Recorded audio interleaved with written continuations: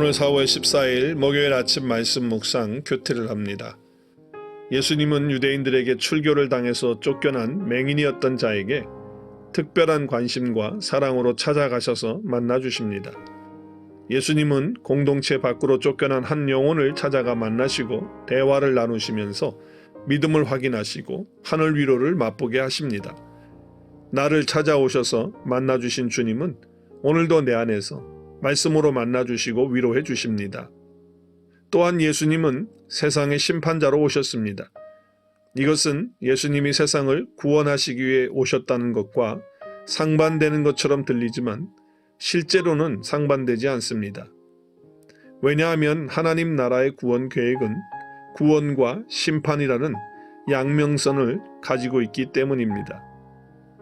심판하러 오신 예수님은 유대인들처럼 믿지 않는 자들에게는 심판을 내리시지만 맹인이었던 자처럼 빛이신 주님을 영접하는 자에게는 구원을 베풀어 주십니다.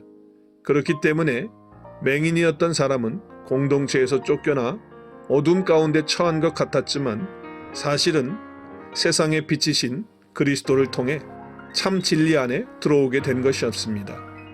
그래서 눈을 뜬 맹인을 찾아오신 예수님은 그를 만나 대화하시면서 그의 믿음을 확인하면서 신앙 고백을 하게 하고 마침내 그의 영안이 밝아지도록 해서 주님을 분명히 보고 알도록 하셨습니다.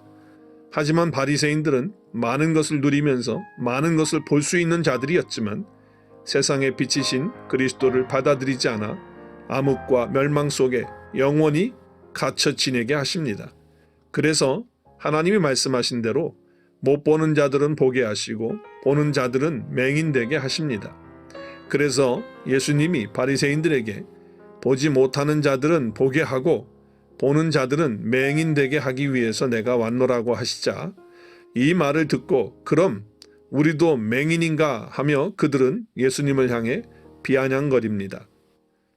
그들은 그렇게 자신들의 교만함을 드러내고 있습니다.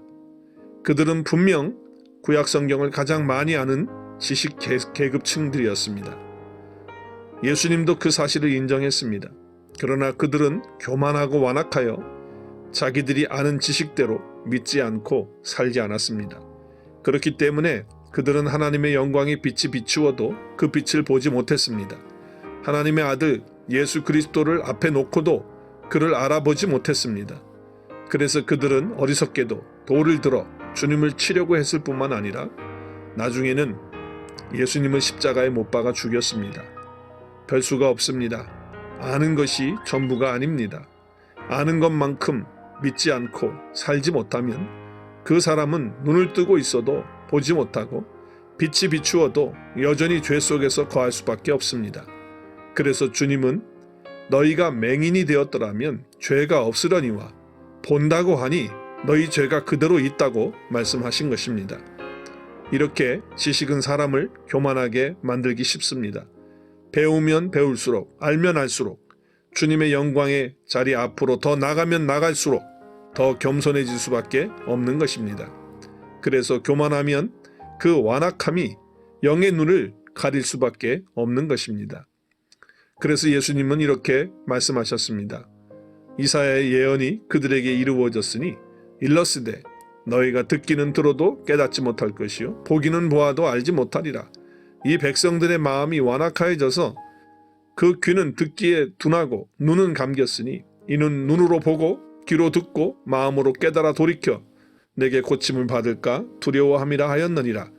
그러나 너희 눈은 봄으로 너희 귀는 들음으로 복이 있도다라고 마태복음 13장 14절 16절까지 말씀하셨습니다.